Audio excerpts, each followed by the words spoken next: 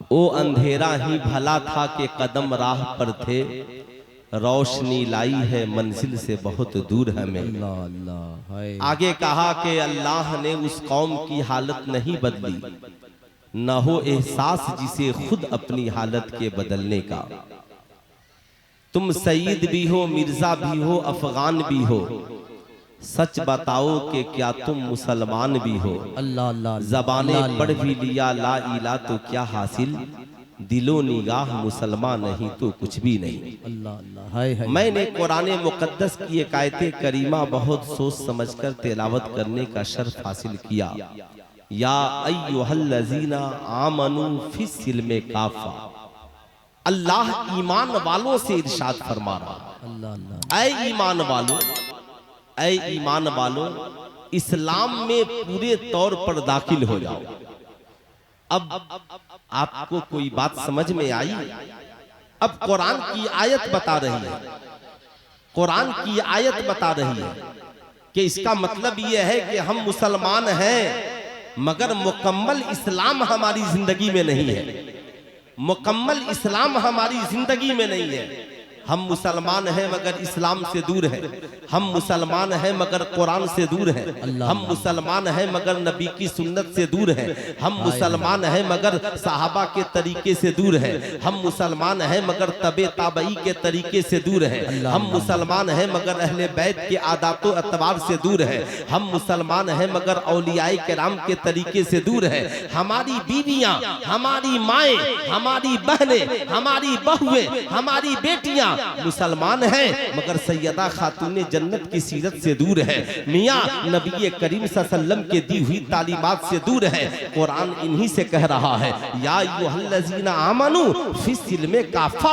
ऐ ईमान वालों, इस्लाम में पूरे तौर पर दाखिल हो जाओ ताकि भलाई तुम्हारे कदमों में आ जाए, कामयाबी तुम्हारे कदमों में आ जाए, कामरानी तुम्हारे कदमों में आ जाए।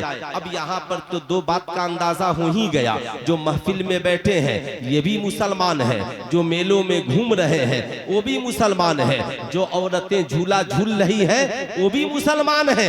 ये मुसलमान सब है मगर क्वालिटी अलग अलग है। कुछ मुसलमान वो हैं जो अपनी बीवियों को पर्दे में रखे हैं, कुछ मुसलमान वो हैं जो बीवियों को शरई एतबार से पर्दे में लेकर जहां जरूरत होती है वहां लेकर जाते हैं। कुछ मुसलमान वो हैं जो शरीयत को बलाए ताक रखकर अपनी बीवियों को लेकर मेले में चले जाते हैं, अपनी बेटियों को लेकर मेले में चले जाते हैं, अपनी औलादों को, अपनी माओ को लेकर के मेले झमेले में चले जाते हैं। मुसलमान तीनों हैं मगर एक शख्स जो अपनी बीवी को बेपर्दा या वैसी जगह घुमा रहा है जहां पे शरीयत ने जाने से मना किया वो गुनाह कर रहा है। एक मुसलमान वो है जो शरई एतबार से, जरूरत के एतबार से उसे लेकर के जा रहा है, वो कोई गुनाह उसने नहीं किया। एक वो शख्स है जो हर हाल में बीवी को पर्दे में रखा है, उसकी इज्जत व आबरू को इज्जत व आबरू समझ रहा है, वो सवाब का हकदार हो रहा है। जाहिर सी बात है ये पुरफतन दौर है जिसमें हम और आप जीवित और जिंदा हैं। लेकिन याद रखिएगा अल्लाह रब्बुल इज्जत कुरान में इरशाद फरमाता है, इस्लाम में पूरे तौर पर दाखिल हो जाओ, वला तत्तबिउ खुतवाति शैतान, मगर शैतानी ख्वाहिशों की पैरवी न करो, यानी शैतानी ख्वाहिशों की पैरवी न करो। याद रखिएगा आज के इस दौर का इंसान शैतानी ख्वाहिशों की पैरवी में पड़ा है। अब ये शैतान है कौन? कुरान कहता है ये तुम्हारा खुला हुआ दुश्मन है। लकुम अदुउम मुबीन, ये तुम्हारा खुला हुआ दुश्मन है। शैतान हर वक्त वसवसा डालता है, बीवी के दिल में शैतान बात डालता है, तुम अपने शौहर से क्यों नहीं कहती मेला लगा है जरा मुझे भी ले चलो, साल भर घर में रखते हो और आज मेला लगा है, क्या मैं मेले में नहीं जा सकती हूँ? क्या मैं वहां पे झूला नहीं झूल सकती हूँ? ये शैतानी वसवसा है। जो ही शैतान ने बीवी के दिल में ये बात डाली, बेटी के दिल में ये बात डाली, बहन और माँ के दिल में ये बात डाली, सारी औरतें जमा हो गईं। अब अपने घर के सरपरस्त पे दबाव डालने लगी, मेला है आप रोकिए या जो कीजिए, आज तो हम जाकर के रहेंगे। मगर ये मेरी माँ बहनों, ये शैतानी वसवसा है, ये शैतानी चाल है। भारत में एक लहर चली थी। भारत ही नहीं पूरी दुनिया में आजादी निस्वा यानी औरतों को आजादी चाहिए। सुल्तान रजा पूछना चाह रहा है, जिस वक्त बेटियां जिंदा दफन हो रही थी उस वक्त बेटियों को आजाद कौन कराया? जब माओ का कोई वकार नहीं था उस वक्त माओ को आजाद कौन कराया? जब बहनों का कोई वकार नहीं था उस वक्त बहनों को इज्जतें किसने दिलवाई? जब समाज में निकाह का कोई तस्वुर नहीं था, मर्द औरतों को बीवी बनाकर रखने के लिए तैयार नहीं था, उस वक्त समाज में औरतों को बीवी की हैसियत और बीवी का दर्जा किसने दिलवाया? जब बेवाओं को सती के नाम पर उसके शौहर के चिता पे जला दिया जाता था उस वक्त अभागन को सुहागन बनाकर अपने दामने करम में किसने जगह थी? उस वक्त कोई यहूदी आगे नहीं बढ़ा था, उस वक्त कोई नसरानी आगे नहीं बढ़ा था, उस वक्त कोई चाइनीज आगे नहीं बढ़ा था, उस वक्त कोई गैर आगे नहीं बढ़ा था। उस वक्त जिसने बेटियों को जिंदा दफन होने से बचाया, तारीख कहती है वो मुस्तफा जाने रहमत है, जिन्होंने बेटियों को जिंदा दफन होने से बचाया। माँ के कदमों के नीचे जन्नत नबी ने बिछाई, बीवी को शौहर के लिए मोहब्बत नबी ने बना दिया, मियां बेवा को सुहागा भागन से सुहागन नबी ने बनाया। कहा सुनो बेटी हो तो हम तुझे दफन नहीं होने देंगे, हम तुझे बाप की जिंदगी के लिए रहमत बना देंगे। हर बाप बेटी से मोहब्बत करेगा। अगर तू बीवी है तो हम तुझे हक दिलाएंगे, शौहर की प्रॉपर्टी में तुझे हिस्सेदार बना देंगे। शौहर मर भी गया तो शौहर की कमाई से तुझे पेंशन मिलता रहेगा, तुझे हक मिलता रहेगा, तुझे हुकूक शौहरी हासिल होती रहेगी। इतना ही नहीं, एक औरत को ये इस्लाम है जिसने मैका में भी हक दिला दिया और ससुराल में भी हकदार बना दिया है। आज लोग कहते हैं नहीं नहीं, आज दुनिया में बहुत लोग पैदा हो गए औरतों की बात करने वाले, बेटी बचाओ बेटी पढ़ाओ बेटी बढ़ाओ। इस पे मेरी बहुत पुरानी तकरीरें मौजूद है, मगर आज मैं भारत की हर बेटियों से पूछना चाहता हूँ कितना पढ़ लिया आपने? आप कहती हो हम मर्द के बराबरी करके रहेंगे, मगर इस्लाम कहता है अल्लाह ने औरत को औरत बनाया है तो औरत औरत के दायरे में रहकर इज्जत पा सकती है। मर्द को मर्द बनाया है, मर्द मर्द के दायरे में रहकर इज्जत पा सकता है। मर्द औरत बनकर लौंडा बनकर छक्का बनकर नाचेगा, इज्जत उसकी महफूज नहीं रहेगी। और औरत मर्द बनकर बहादुर बनकर बॉक्सर बनकर जिंदगी गुजारेगी, उसकी इज्जत नहीं रहेगी। मर्द को अल्लाह ने घर की मालकिन बनाया है और मर्द औरत को घर की औरत को अल्लाह ने घर की मालकिन बनाया है और मर्द को घर में कमाने वाला बनाया है।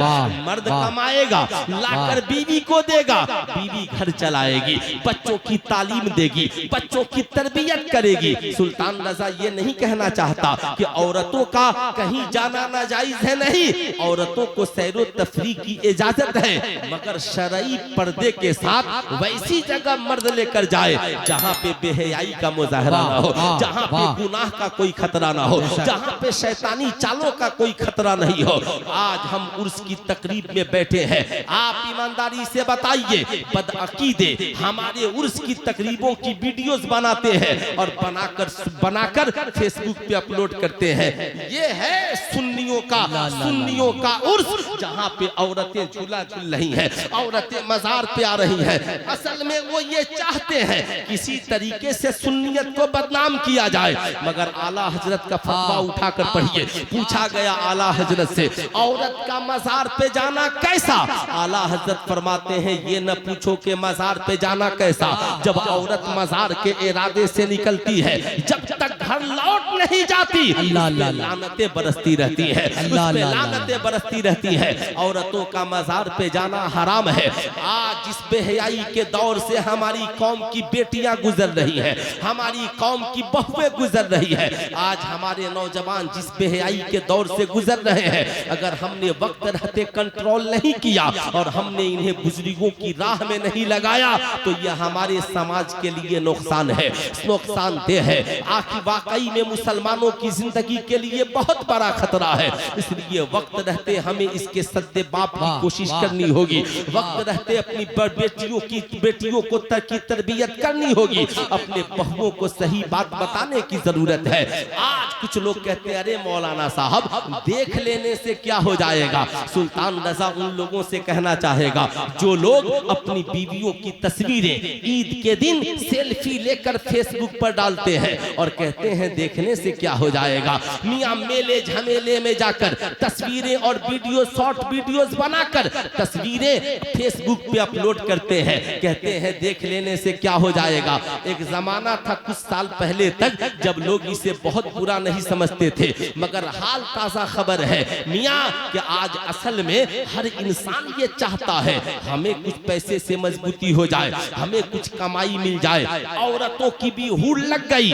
बहू घर में रहने वाली अचानक वीडियोस बनाने लगी, शॉर्ट वीडियोस बनाने लगी। किसी ने समझा दिया वीडियोस बनाओगी, हुस्न का मुजाहरा करोगी, एक दिन तू करोड़पति बन जाएगी, अरबपति बन जाएगी, रातों रात तेरा नाम हो जाएगा।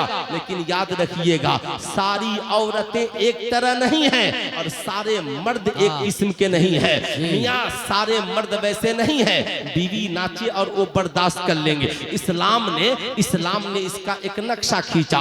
किसी ने फतावे की एक किताब में पूछा ऐसा शख्स जिसकी बीवी बेपर्दा घूमती हो और वो अपनी बीवी पे पाबंदी नहीं लगाता हो, शरीयत में उसकी इमामत क्या क्या हुक्म है। मालूम है मुफ्तियाने कराम ने फतवा दिया वो शख्स दयूस है।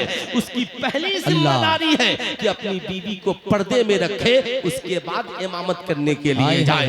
अब जरा सा गौर से सुनिएगा, मियां हर शख्स बेज़मीर नहीं होता। हमारे बरादरे वतन की एक बीवी अचानक उसे नशा सवार हो गया कि मुझे शॉर्ट वीडियोस बनाना है। रोजाना नाचती, वीडियो बना करके डालती, व्यूज के चक्कर में अपने जिस्म और हुस्न जमाल का मुजाहरा करती। अचानक उसके शौहर तक ये वीडियो पहुंच गई। अचानक उसने तो पहले समझाया, जब नहीं मानी तो उसने मुकम्मल उसकी मुरम्मत किया। कहा अब नहीं मानोगी तो हम छोड़ेंगे नहीं, इसलिए कि तुम्हारी इज्जत हमारी इज्जत है। लेकिन आइए कुरान कहता है या अय्युहल्लज़ीना आमनू कू अनफुसकुम व अहलिकुम नारा, ऐ ईमान वालों अपने आप को और अपने घर वालों को जहन्नम की आग से बचाओ।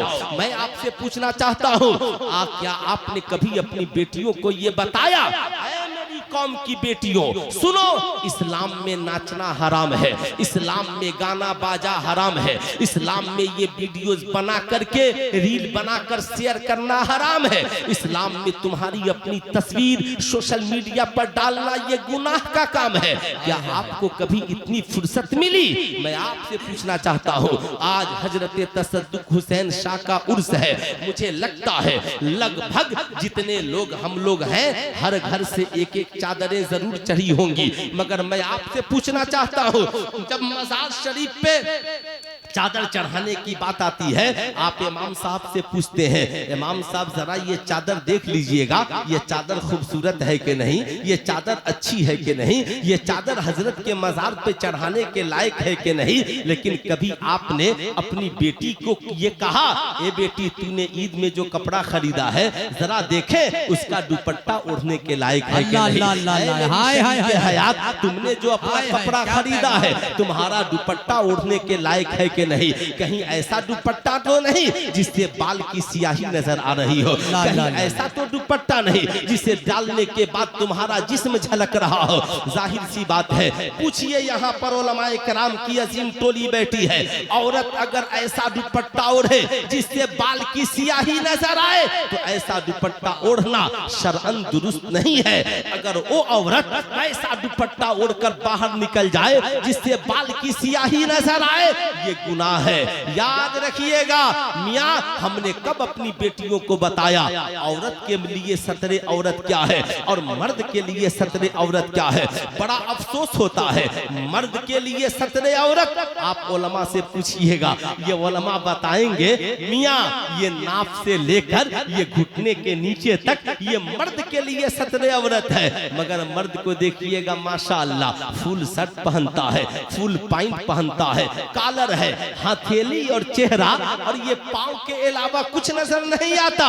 मियां औरत औरत को सिर्फ इतना लिबास में ये कर लेना है कि सर को दुपट्टे से ढांप लेना है, चेहरा और हथेली ये सत्र औरत में दाखिल नहीं है। मगर औरतों का दर्जी लगता है कि ये चाइना से उठ करके आया है, ये बेचारा यहाँ तक आस्तीन नहीं सिलेगा, ये यहाँ तक कॉलर नहीं लगाएगा। मियाँ ताज्जुब की बात है, जिन्हें पूरा लिबास पहनना था वो आधा लिबास पहन करके घूम रही है, और जिनके सत्र औरत में गुंजाइश थी वो बेचारे पूरा लिबास पहन करके घूम रहे हैं। इसलिए मैं कहूंगा हर घर में तालीम की जरूरत है।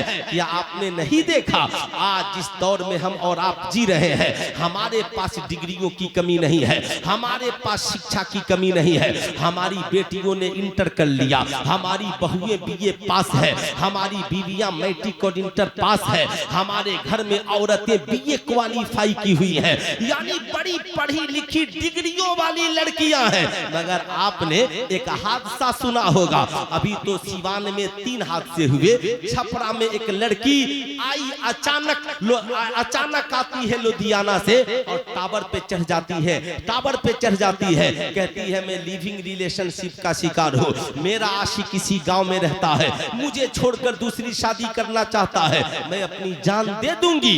वजह सिर्फ ये है, ये दोनों लड़के लड़कियां पढ़े लिखे हैं। बात में हिंदू मुसलमान की नहीं कर रहा हूँ, कमी है तो जिंदगी में तरबियत की कमी है। आगे बढ़िएगा, अब तो ये एक हद थी, जो लड़कियां थी उनका लिबास कुछ और था। मगर 4-5 दिन पहले जिला बस्ती में एक नकाबपोश लड़की टावर पे चढ़ गई और चिल्लाने लगी। पुलिस वाले नीचे से ऐलान कर रहे हैं टेंशन मत लो, जान मत दो, नीचे आ जाओ, तुम जिससे कह रही हो मैं तुम्हारी शादी करवा दूंगा। ये सब क्या हो रहा है? मियाँ तालीम की कमी नहीं है, गली गली में मदरसा, गली गली में स्कूल, गली गली में कॉलेज, गली गली में पढ़ाने वाले, हर जगह ट्यूशन सेंटर। कमी है तो तरबियत की कमी है। आज हमारे समाज में कमी है तो तरबियत की कमी है। हमने सोच लिया है नहीं मियाँ, हमारी अक्ल जो अच्छा कह दे हम उसे अच्छा मान लेंगे, मगर शरीयत कहती है अक्ल के एतबार से अच्छे बुरे का फैसला मत करो, इसलिए कि अक्ल खता कर सकती है। अल्लाह उसके रसूल ने जिसे अच्छा कहा उसे अच्छा मान लेना ये मुसलमान। नारे तकबीर, नारे रिसालत, दोनों हाथों को उठा के मोहब्बत से जवाब दीजिए, नारे रिसालत। बुलंद आवाज से कहिए या रसूल अल्लाह। सब लोग पीछे वाले भी या रसूल अल्लाह, या रसूल अल्लाह। अब जरा गौर से सुनिएगा, ये कुछ हादसे हम हिंदू लड़कियों ने किए और कुछ हादसे मुस्लिम लड़कों ने किए, मुस्लिम लड़कियों ने किए। ये हादसे दोनों तरफ से हुए, इसलिए मैं दोनों कौम के लोगों को नसीहत करना चाहूंगा। ये साहब, अब एक बाप अपनी बेटी को टावर पे चढ़ता देखता है, कलेजा फट जाता है। हाय, मैंने जो 20 साल अपनी औलाद के लिए मेहनत की, इसने लम्हों में मेरी इज्जत का जनाजा निकाल दिया। अल्लाह कहता है, अब वो बाप कहता है ये मेरी बेटी इतना आवारा निकल जाएगी, ये मैंने सोचा नहीं था। अचानक एक बेटा जिसके पीछे एक बाप 25 साल मेहनत करता है, अचानक बाप की मर्जी के खिलाफ लिविंग रिलेशनशिप में चला जाता है, किसी आवारा लड़की के साथ जिंदगी गुजारने का फैसला कर लेता है। अब वो जवानी की दलील पे कदम रखता है और आवारा लड़की के साथ माँ बाप को छोड़कर घर से निकल जाता है। पूरी जिंदगी घर नहीं पलटता, बूढ़ा बाप बुढ़ापे में भी उस औलाद की वजह से कमा रहा है। बूढ़ी माँ उसके गम में रो रो करके अपने आंसुओं को सुखा चुकी है। बहनें उसकी मोहब्बत में बेकरार है। क्यों? आज का इंसान सेल्फिश हो चुका है, ये सोचता है माई लाइफ माई चॉइस, मैं अपनी जिंदगी अपनी मर्जी के मुताबिक जीना चाहती हूँ या जीना चाहता हूँ। मगर इस्लाम कहता है नहीं, अपनी मर्जी का हर फैसला सही नहीं होता, बल्कि अल्लाह फरमाता है अतीउल्लाह व अतीउर रसूल, सुनो पैरवी खुदा की करो, पैरवी रसूलुल्लाह की करो। वउलिल अम्र मिनकुम, और उलिल अम्र की पैरवी करो, यानी सहाबा की पैरवी करो, सुलहा की पैरवी करो, शोहदा की पैरवी करो, औलिया की पैरवी करो, उलमा की पैरवी करो, इनकी पैरवी करो। याद रखना, ला तकुद बाद जिक्रा माल कौम जालिमीन, जब तुम जान जाओ कुछ लोग जालिम हैं या वो घटिया कौम है तो उनके पास मत बैठना, बल्कि कुनू मअस्सादिकीन, सच्चों के साथ हो जाना, अच्छों के साथ हो जाना, नेक लोगों के पीछे चलना। याद रखना, अल्लाह ने जिंदगी सबको दी है, मगर रहबर सिर्फ मुस्तफा जाने रहमत को बनाया है। लक़द काना लकुम फी रसूलिल्लाहि उस्वतुन हसना, नबी की जिंदगी तुम्हारे लिए नमूने अमल है।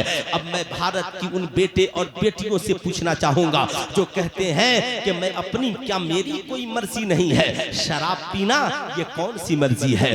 जुआ खेलना ये कौन सी मर्जी है? जना करना ये कौन सी मर्जी है? क्राइम की दुनिया में चला जाना ये कौन सी मर्जी है? किसी की बहू बेटी, बहू बहन की इज्जत तो आबरू पे गंदी निगाह डालना ये कौन सी मर्जी है?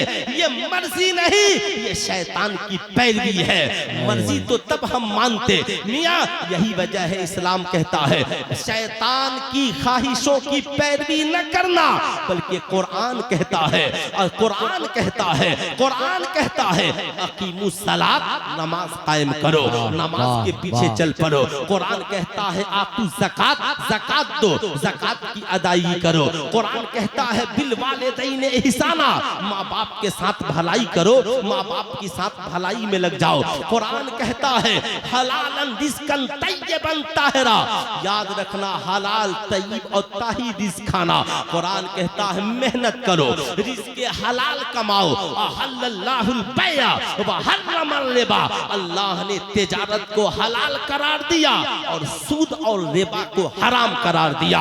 अल्लाह फरमाता है महबूब, आपकी उम्मत आपसे पूछ रही है शराब और जुआ के बारे में, बता दीजिए फीहिमा इस्मुन कबीर, इन दोनों में बड़ा गुनाह है। कुरान कहता है ला तक़रबुज़ ज़ना, कभी जिंदगी में ज़ना के करीब न जाना, ये बेहयाई की राह है, ये बुराई की राह है। कुरान कहता है किसी का कत्ल मत करना, गुंडागर्दी मत करना। सुनो, याद रखना, जमीन पे अकबर के मत चलना, दिल में तकब्बुर पैदा मत करना। इन्नल्लाह ला युहिब्बुल मुतकब्बिरीन, अल्लाह ताला तकब्बुर को पसंद नहीं करता। ऐ कुरान करना क्या है? कुरान कहता है अल्लाह रसूल की पैरवी करना, नमाजों की पाबंदी करना, माँ बाप की खिदमत करना, बड़ों का अदब करना, छोटों से मोहब्बत करना। समाज और माशरा इतना बिगड़ गया, इस बिगड़े हुए माहौल को संवारा और सुधारा कैसे जाए?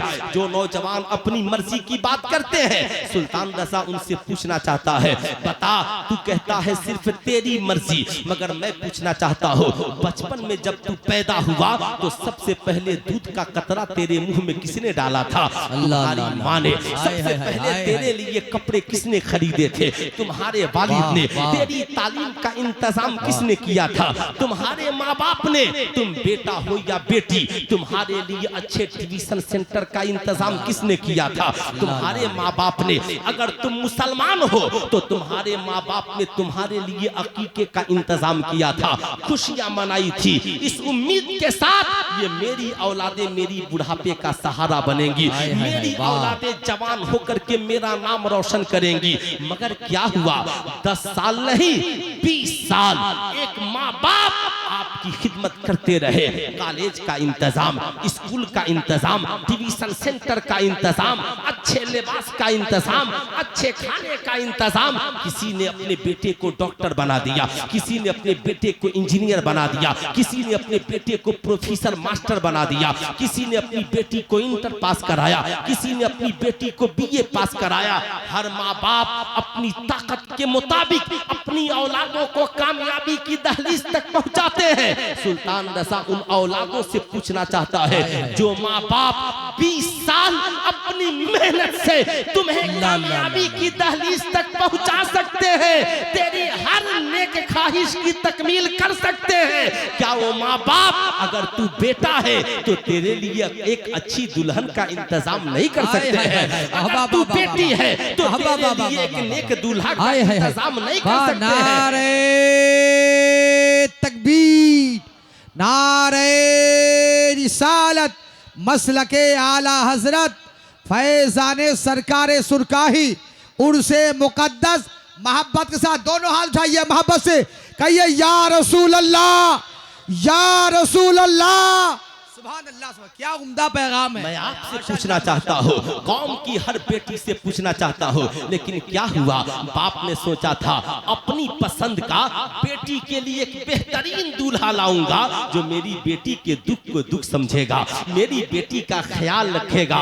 याद रखना, माँ बाप अपनी एतबार से पूरी कोशिश करके अपने आंगन में बेटी के लिए एक नेक दूल्हा तलाश करके ले आते हैं, मगर जब बेटियां माँ बाप के मर्जी के खिलाफ कदम उठा देती हैं, नतीजा क्या निकलता है? वही बाप दिल बर्दाश्ता हो जाता है। फिर वो बेटियां जो माँ बाप के मर्जी के खिलाफ कदम उठाती हैं, ऐसा नहीं कि उन्हें उनका आशिक बड़ी इज्जत से रखता है, नहीं।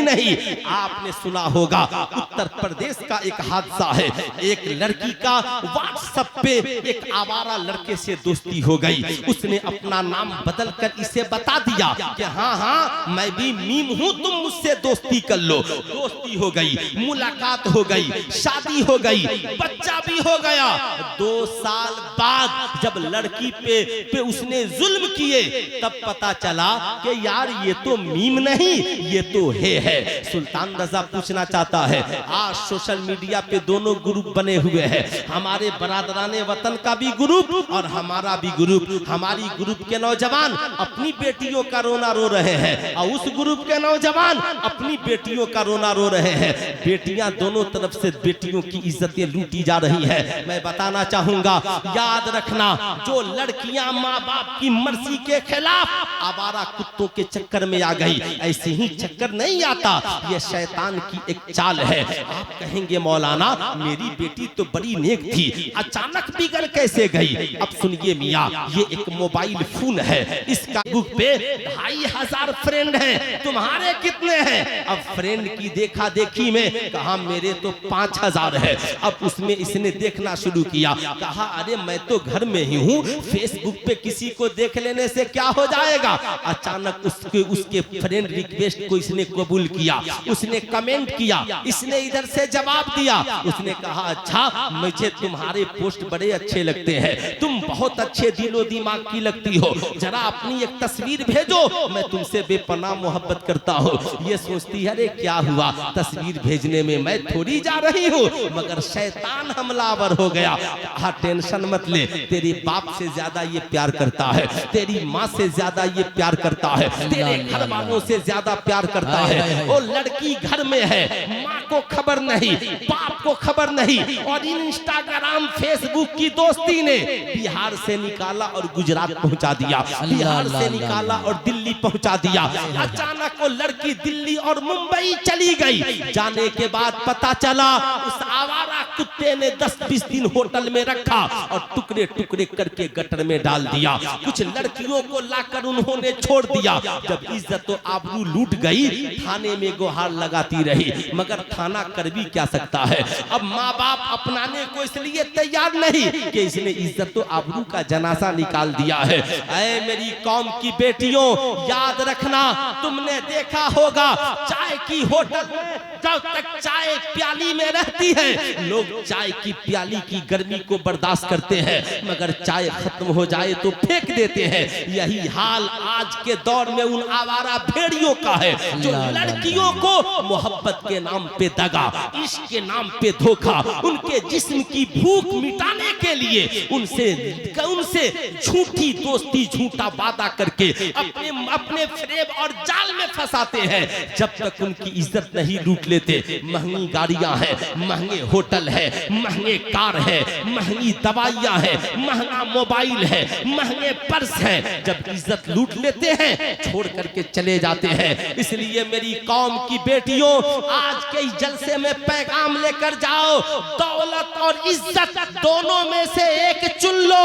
दौलत जाती भी है, आती भी है, आती भी है, जाती भी है, मगर इज्जत एक बार जिंदगी से चली जाए फिर कभी पलट करके वापस नहीं आती है। इसलिए गरीब रहना मगर इज्जत का सौदा न करना, चाहे दीवारी में रहना मगर इज्जत का सौदा न करना, 2 वक्त भूखे रह लेना मगर इज्जत तो आबरू का सौदा न करना, पेबंद लगा दुपट्टा ओढ़ लेना मगर कभी जिंदगी में इज्जत तो आबरू का सौदा नहीं।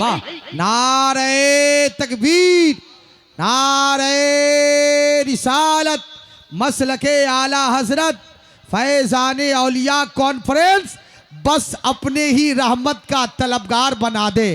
मेरे मौला मेरी बेटी को वफादार बना दे, सदका दे खदीजा का, चलन आयशा के दे, भी फातिमा के सदके हयादार बना दे।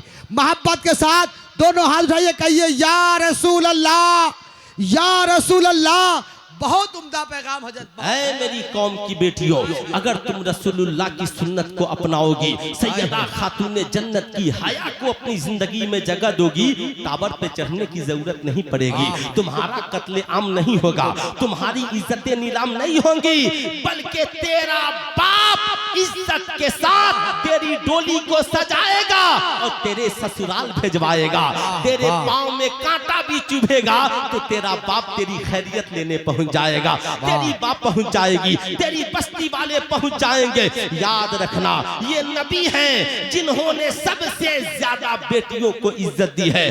दुनिया में लाओ कोई ऐसा बाप, जो ऐसा बाप मालूम है जब हुजूर सल्लल्लाहु अलैहि वसल्लम से मिलने के लिए सैयदा खातूने जन्नत हजरत फातिमा ज़हरा रज़ियल्लाहु ताला अन्हा आती तो आका अपनी बेटी की मोहब्बत में खड़े हो जाते। आका अपनी बेटी की मोहब्बत में खड़े हो जाते। तो बेटी के मोहब्बत में खड़े होना किसकी सुन्नत है? हुजूर की सुन्नत। जरा हाथों को उठाकर एक बार बोल देता कि नींद खत्म हो जाए। किसकी सुन्नत? हुजूर की सुन्नत। इसलिए आपसे भी मैं कहूंगा, आप अपनी बेटियों से मोहब्बत करें, आप अपनी बेटियों से प्यार करें, उन्हें बताएं बेटी जब तक तू मैका में है तेरे माँ बाप से ज्यादा हमदर्द तेरा कोई नहीं, और जब तू ससुराल में है तो तेरे शौहर से ज्यादा तेरा हमदर्द कोई नहीं, तेरा हमदर्द कोई नहीं। ऐ मेरी कौम के लोगों, याद रखना, और जब हुजूर मिलने के लिए सैयदा खातूने जन्नत के घर जाते तो सैयदा बाबा की मोहब्बत में खड़ी हो जाती थी, खड़ी हो जाती थी। क्या मैं आपसे पूछना चाहता हूं, बुरा मत मानिएगा, आप में जितने लोग बैठे हैं, आपकी बेटी पढ़ने गई है, पढ़कर आई, क्या आप कभी अपनी बेटी को देखकर खड़े हुए हैं? आपकी बेटी अपने ससुराल से आई, क्या आप कभी अपनी बेटी की मोहब्बत में खड़े हुए हैं? नहीं। मोहब्बत दोनों तरफ से मजबूत रिश्ते का नाम है। जब हम अपनी बेटियों की कदर करेंगे तो इंशाअल्लाह हमारी बेटियां भी हमारी इज्जत तो आबरू का भरम रखेंगी। वाह वाह, माशाअल्लाह, रखेंगी, भरम रखेंगी। ये तो बात थी। मैं अब उन बेटों से भी कहना चाहूंगा, ऐ मेरी कौम के शहजादों, जरा बताओ आज तुम्हारे हाथों में क्या है? तेरे बाप ने सोचा था मेरा बेटा कलम चलाएगा, मेरा बेटा समाज का एक पढ़ा लिखा शिक्षित व्यक्ति बनेगा। हमने नाम रोशन नहीं किया मगर मेरा बेटा मेरा नाम रोशन करेगा। आप ईमानदारी से बताओ, वो नौजवान जिससे माँ बाप और समाज को उम्मीदें थी, ये लड़का पढ़ लिख कर अच्छा समाज का एक संस्कारी नौजवान बनेगा, अचानक उसके हाथ में शराब की बोतल आ गई, अचानक वो जुए का आदी हो गया, अचानक वो चरस अफीम गांजा पीने लगा। अचानक मैं आपसे पूछना चाहता हूँ, इस्लाम में खुदकुशी हराम है, इस्लाम में शराब पीना हराम है, शराब तमाम बुराइयों की जड़ है। हुजूर ने फरमाया एक जमाना आएगा लोग शराब का नाम बदल कर पिएंगे।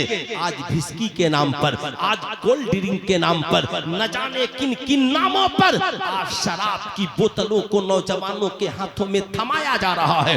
ऐसे बिगड़े हुए माहौल माहौल में हम अपने नौजवानों के अंदर सुधार कैसे करें, हम अपनी नौजवान बेटियों को सही राह कैसे दिखाएं। ताज्जुब की बात है, दिखाना तो जरूरी है। इस्लाम कहता है हमारे पास इसके लिए दो सिस्टम मौजूद है। पहले सिस्टम का नाम है तालीम और दूसरे सिस्टम का नाम है किरदार। यानी हम अपने बच्चों को पहले तालीम से जोड़ेंगे, फिर अपनी औलादों को बेहतर किरदार से जोड़ेंगे, अच्छे इखलाक से जोड़ेंगे। याद रखिएगा, बुरा मत मानिएगा, आज टीचर पढ़ाता है मगर उसकी बातों का स्टूडेंट पे असर क्यों नहीं होता? इसलिए कि हमारे पास तालीम है मगर हमारी जिंदगी में खुद का किरदार मौजूद नहीं है। मगर ये जो औलिया अपनी कब्रों में लेटे हैं, इनके अंदर तालीम भी है और इनके अंदर किरदार भी है, इनके अंदर इखलाक भी है। याद रखिएगा, ए मेरी माँ बहनों सुनो, तुमने बहुत सोशल मीडिया का मुताला किया है मगर सोशल मीडिया पे कभी हजरत राबिया बसरिया का भी मुताला कर लेना। अल्लाह की नेक बंदी वलिया कामिला है राबिया बसरिया। एक दिन राबिया बसरिया ने एक हाथ में आग लिया और एक हाथ में पानी लिया। कहा आज मैं जन्नत को आग लगा दूंगी और जहन्नम को बुझा दूंगी। हाय हाय हाय हाय हाय। कहाँ निकली थी, कहाँ निकली थी अल्लाह की नेकबंदी राबिया बसरिया?